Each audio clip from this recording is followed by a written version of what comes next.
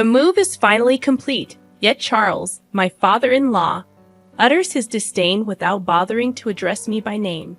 His usual arrogance is unmistakable, and though he doesn't explicitly call me out, it's evident he's directing his words at me. I've endured his attitude until now, but I've reached my limit.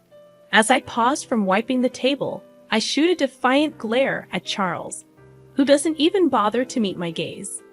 "I'll be out by today," I declare, and Charles responds with a mocking laugh, reveling in his satisfaction. His words cut deep, branding me as a mere parasite and trash.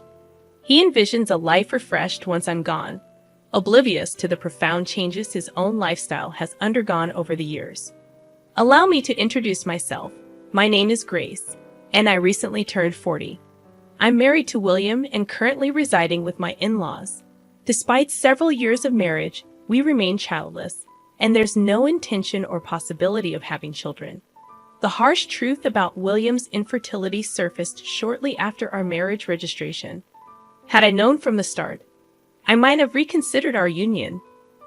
The revelation struck me like a pit of despair. All our dreams of building a happy family together were shattered. William, with apparent sincerity, had discussed our future children, even contributing to naming them. Little did I know, it was all a facade, a betrayal concealed beneath the guise of a promising future. Despite the profound disappointment, divorce wasn't a simple option for me. We had committed to being a family with the in-laws, who we considered our parents. Reporting a divorce a day after joining the family felt like a breach of trust. Living with the in-laws only intensified the inevitable question of when we would have children. Upon revealing our infertility, the in-laws reacted with fury. To them, a woman unable to bear children was deemed useless and deserving of immediate expulsion. Charles, my father-in-law, took the lead in treating me as a servant, stripping away any semblance of dignity. In their house, I was perpetually relegated to eating alone in the kitchen. I became part of the leftover disposal crew once the in-laws and William had finished their meals. No matter how much effort I put into cooking delicious food, all I received were the scraps left behind by them. Since getting married, I hadn't enjoyed a single satisfying meal. My weight steadily dropped, and within 6 months of marriage, my wrist bones were protruding. Initially, mother-in-law Madison bore the brunt of Charles's tirades, but once I joined the family, his focus shifted to me. Madison seemed relieved by the change. She smiled more often. William once remarked that she felt relieved not to be Charles' target anymore. Despite never smiling around Charles, Madison's demeanor improved in his absence. Charles's tyranny extended beyond targeting me. Upon learning of our infertility, he commanded me to work from dawn to dusk, deeming me lacking as a woman. I had always intended to work after marriage and had no desire to prolong my stay in their house unnecessarily. Balancing early morning chores, seeing everyone off, and heading to work proved challenging, but having a job with flexible hours helped. Despite my efforts, Charles discarded my food without tasting it, citing its appearance as the reason. Neither William nor Madison complained, choosing instead to remain silent. Despite my grievances, conversations during meals were sparse, and I often wondered if they truly enjoyed eating in silence. I had no choice but to maintain a facade of harmony with the in-laws, playing the role of a dutiful wife. As someone without parents, the weight of divorce seemed unbearable. However, Charles's demand that I contribute all my earnings to the household expenses crossed the line. While I intended to contribute, his insistence on full control over my earnings felt absurd. Protesting was futile. Charles's decisions were absolute. It seemed easier to comply, appeasing him and sparing myself the sight of Madison and William's saddened expressions. The root of the marital issues lay with Charles, whose oppression and torment overshadowed everything else. While Madison used to manage the household finances, the responsibility fell on me after marriage, a task I found overwhelming. "Isn't this too much for Grace?" Madison dared to question, only to be silenced by Charles's authoritative command to shut up. I have been dismissed in Charles's eyes, and Madison and I, as women were deemed worthless, stripped of the privilege to voice our opinions. Taking over the household ledger from Madison initially shocked me, but after several years, I grew accustomed to it. Perhaps the acceptance stemmed from having an additional breadwinner in the house. Charles, however, began spending more recklessly, justifying it as work-related expenses, increasing his nights out, and embarking on trips with Madison and William, excluding me. This sudden change in their behavior marked a departure from the past. Despite the years that had passed, Charles continued to treat me as an outsider, labeling me a parasite or trash. In my younger years, I endured the peace that came when Charles wasn't home, not minding my role as a mere housekeeper. However, as I approached 40, I found his behavior intolerable. The fear that once kept me silent waned, and I started speaking up. Charles didn't appreciate my newfound assertiveness, leading to resentment and a worsening negative loop. Our strained relationship reached a point where Charles constantly badmouthed me, and our interactions were minimal. Whenever he spoke, it was to insult me, creating a dreadful atmosphere at home. Despite the escalating tension, I refused to comply when Charles demanded I leave the house. I snapped back, questioning where I could go knowing I had no parents. Charles, fueled by anger, slammed glasses onto the table, breaking them in the process. Tired of enduring the constant yelling, I deviated from my usual apology and spoke sharply to Charles.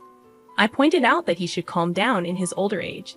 Unaccustomed to such defiance, Charles became furious, asserting his dominance as the master of the house, declaring that a wife like me shouldn't have opinions.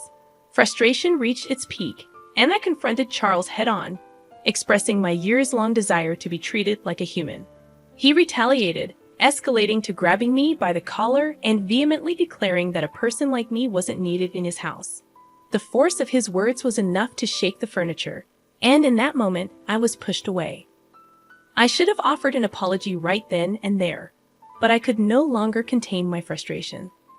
Fine, you want me to leave. That'll make you happy, right, Charles? I looked up at him, unable to stay silent any longer. Yes, he spat out, condescendingly looking down on me.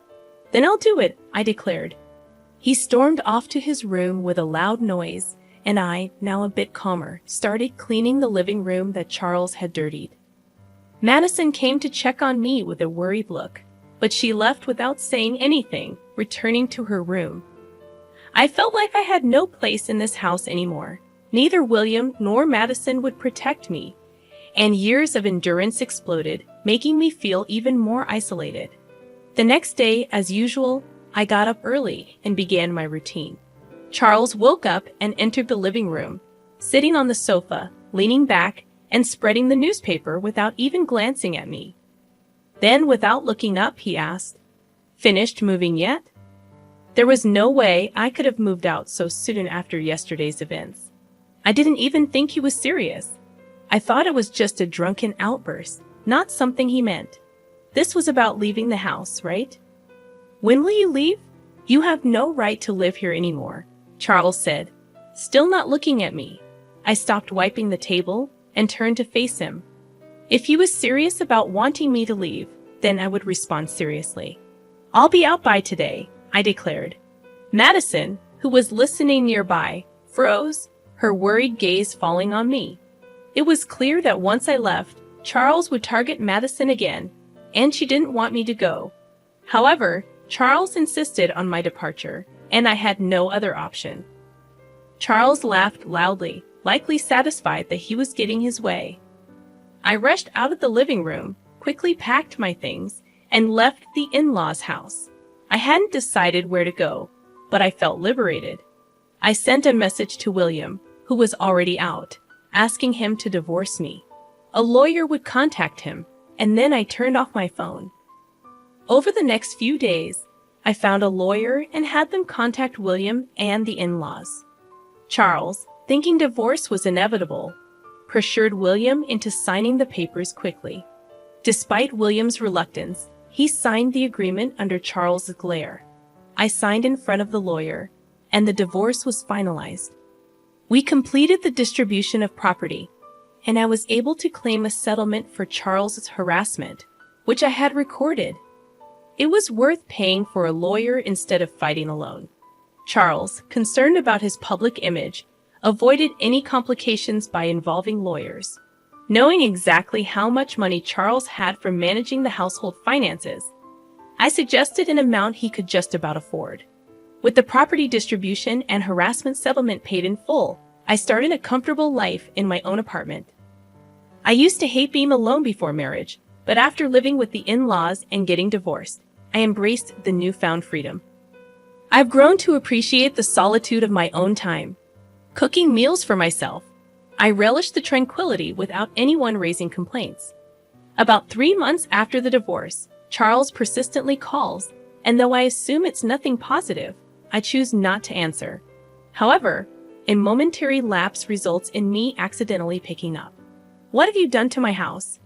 Charles's voice booms through the phone. Instinctively, I move the device away from my ear to endure the loud onslaught. I respond, "I haven't done anything. I left the house as you instructed." Charles remains unsatisfied, continuing to yell. He's upset about notifications regarding issues with withdrawals, blaming me for the problem. I calmly assert that I didn't alter anything and adhered to his instructions, managing and paying everything due. As the realization of why Charles is angry dawns on me, a grin widens on my face. I'm glad he's not here to witness it. Charles, incredulous, questions the financial aspects, asking how much I earned. I recall never revealing my salary details to him. $45,000 take home. I respond. Charles reacts with a sound akin to a squashed frog before falling silent. In truth, my job in sales at an investment trust company involved a commission-based salary, influenced by the returns generated for investors. Unfortunately, much of it vanished due to Charles' extravagant spending. However, I had wisely invested the inheritance from my parents, bringing in some income. Although not substantial, it covered living expenses. During the property distribution, only William's savings were considered since my parents' inheritance and its earnings were not part of it. Charles, insistent, questions whether the standard of living before marriage was the same. As I press on, he begins to get angrier. In the midst of his tirade, I couldn't help but laugh at his absurd demand. With Charles yelling to keep contributing money to the house, I retort, "You're the one who ruined it. Why should I, no longer a family member, give you money?" I chuckle half-heartedly, and amidst my laughter, I heard something shatter on the other end. Another one of Charles's tantrums. The realization that I no longer had to clean up after his outbursts made me almost wish he would break more. We were strangers now, no longer family or anything remotely close. I urged him not to act like family and advised him to manage his own finances, leaving him just enough to get by. With that, I bid him goodbye and ended the call. I anticipated more calls, but none came. I thought maybe he was remorseful, but it became apparent that wasn't the case. Perhaps he felt ashamed for not being able to make payments and resorted to ordering William and Madison to borrow money from financial institutions, plunging them into further debt. While payments were made, their unwillingness to change their lifestyle perpetuated the cycle of accumulating more debt each month. I learned about this when William pathetically contacted me, even expressing a desire for reconciliation. Furthermore, William proposed cutting ties with Dad and getting back together. However, such a suggestion seemed hypocritical coming from someone who never stood up for me against Charles' harassment. Despite choosing to stay with William, knowing we couldn't have children, he never protected me. Returning to him was not on my agenda. Charles might have felt suffocated, but that was no longer my concern. I wish they understood the consequences of their actions and endured the suffering now. The in-laws struggled with debt, yet they couldn't bring themselves to reduce their lifestyle standards.